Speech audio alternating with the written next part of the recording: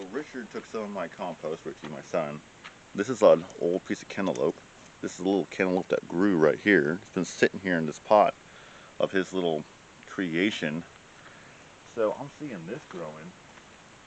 I'm like, man, this kid's one up in me. He's already got a head start on spring. It's not going down to freezing temperatures anymore. So like the lows are gonna be like high 30, maybe 40. So I'm just gonna say, hey, if you could do this outside, I could do a couple inside. So Richie's little section here, he kind of got that fire going. You know, he always sees me doing stuff, so he wants to hop in. He's doing all right. He got some onions he's growing.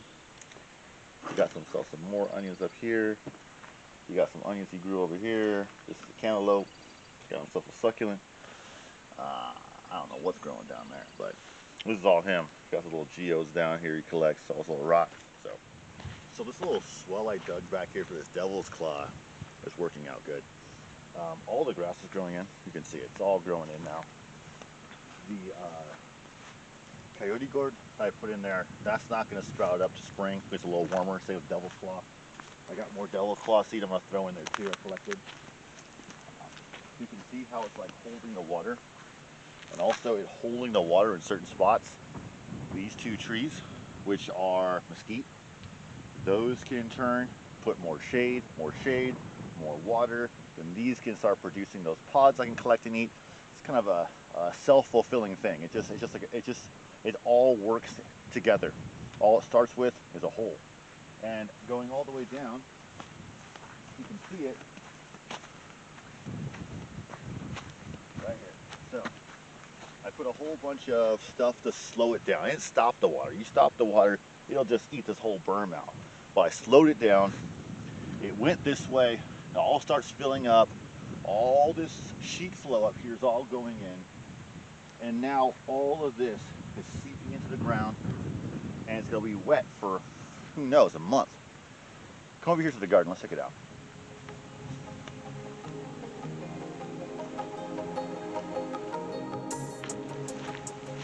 It's basically a hole I dug right next to my trees.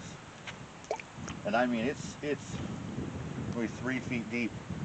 Now those roots, even the grapes, can go underground, go over here, and it starts collecting this water. Now I didn't stop the water, I just slowed it down. It filled up, goes up, goes around, and here is right here. So it slows down. This is full of water, just about 2 feet. Fills up a little over here.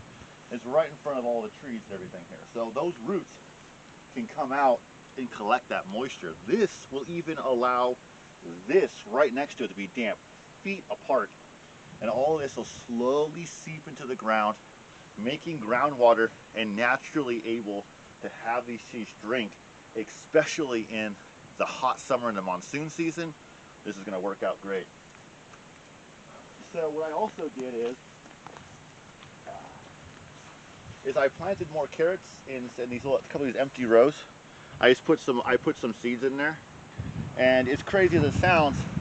I mean, as long as you aren't like frozen ground, like hard, carrots will grow. Even right now, it is crazy windy. I think we're gonna slightly get a little bit of snow that won't stick. It'll warm up, those seeds will germinate, and I'll have carrots right there. It's crazy as that sounds. Excuse the wind, everybody, but if you ever buy land, you have to read it and you have to learn it. We're in a higher spot right here. You can see it's all rocky. The caliche is a little bit really high up. You can feel it. Now, down, you can see down, even there, going down this way, it drops at least, I don't know, probably 3 feet. And you can see where it's all flat over here. And a lot of these bigger trees are all growing in there. And that is where you don't want to put your home, you don't want to build anything. It's all going to get washed out, and it's all going to get full of water. Now it may get washed out once a year, every 5 years, every 10, every 100-year kind of thing. There are some areas out here where it'll be a big wash and it will stay dry. And then once in a great moon, bam, it's all going to get washed out. And you don't want, your fifth wheel going downstream. Sure you're building at the highest point of your property, and make sure you're not in a wash or next to a wash. Like a 100-year wash where it's a big old open flat area. Me personally, I wouldn't be comfortable with that. You're literally rolling the dice with Mother Nature and the good Lord. You want to go somewhere where it's up, high, preferably a little bit rocky. That way what you're building on is firm. You don't want to build on sand or all mud. Because I learned from experience that it's all dry, it's all good, until it's not. I've had a few comments, see people talking about mice and rodents, and in the desert, you wouldn't think it, but there are so many rodents. It is insane amount of rodents. Now, there are the little kangaroo mice. They're pretty harmless. They don't really get in too much trouble, but they will eat your stuff. But mainly as they have like little ground squirrels. Those things crawl and get in everything. Now, here's what I did to get rid of all of them. Now, if you look, all of this is my compost. And every time I dump new bedding for my rabbits, I suck all that up and throw all this in here. A little bit of their rabbit pellets are in here, and that smell of that rabbit urine is in here. The next day, this mouse trap will have probably at least one ground squirrel in it, and sometimes I get 2 and 3 a day after I throw some fresh stuff in there. This right here, they smell it and they go for this. If you look in there, there's some old tomatoes in there. This is right here, closest to the wash, the only wash I have, which is right here in this far corner, and towards the major washes, which are back there. Now, everything comes from this way, 90% of it, and then you just go snap right in that little trap right there. Works every single time. And if you come over here and take a look, you know, those guys were starting to set up home. You can see little hole in here, little hole over there, and you can tell this has got tamped down from the weather now. But you could see where it had dug out, and this was fresh. Now to get that animal out of there, what I did is I set that trap out. Bam, it's done. Now what I do is, if you look at it, I glue a pumpkin seed right there on the yellow, and I put a dab of peanut butter. So what it does is it tries to pull that pumpkin seed and snaps the trap. On that little yellow part, if you put a little piece of cheese or something soft, it's going to pull that right off and run off with it. Or if it's a little peanut butter, it'll lick it like a dog and won't bite down. That pumpkin seed gets greedy, tries to grab it, snaps. And it works every time, I guarantee you. Try it, you'll never go back. I did 3 blueberries right here. Here's a shipping container. It's right at the evening.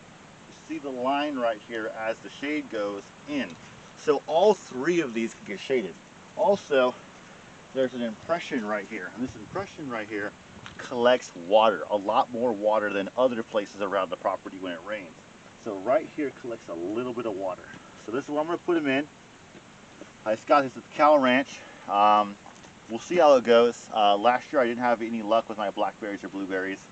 I'm trying again. We'll see how it goes. I want to put some blackberries over there by the pond. 2 of these creosote here I'm going to use as kind of like almost like a shade cloth. I'm going to plant the blackberries in here, kind of tight next to each other, and I'll prune them to kind of grow out like this. And I'm going to, hopefully this here can really try and take off that really heavy summer heat. So I'm right there at the bottom here where it said January through May, so we're February. Let's give it a shot. These are what's called like bare root. These are like cuttings that they kind of propagate in the ground with some hormones to have it root. They're kind of like rolling dice. I have some success, not a lot with them, but they're cheap. They look like it's a little bit of root. You see that? Just a little bit of root on basically a cutting.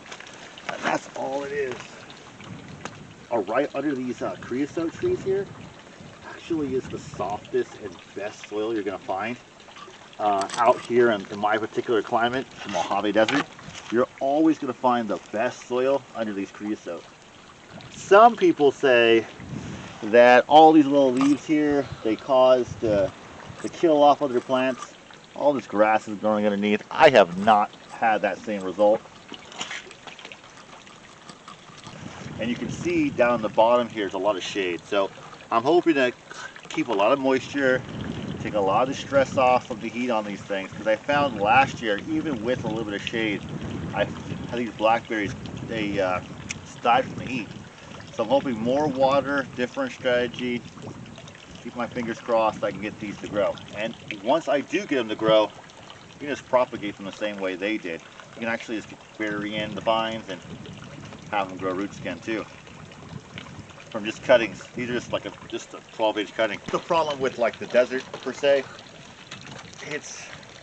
there a lot of things can grow, but a lot of things can die too. And if it's a non-native plant, it takes a little bit of finesse and a little bit of technique to it. It's not like other places where you can just throw something in the ground and it's going to grow. I mean, when I was a kid, the Northwest, Pacific Northwest, you just throw a potato in the ground and it'd grow. You didn't even water it. They ain't like that out here. I'm gonna water it in with some pond water. There's a water over there. I got some more water in my bucket. Just gonna water these in.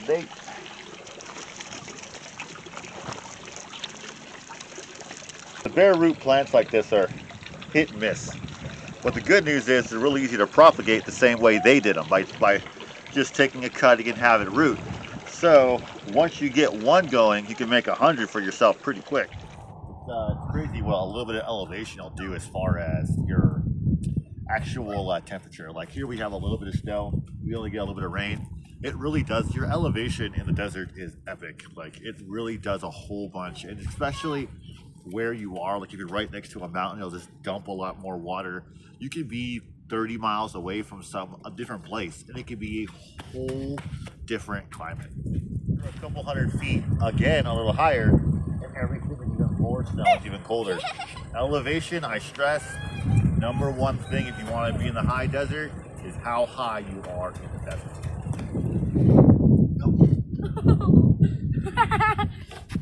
I gotta get you! Gotcha!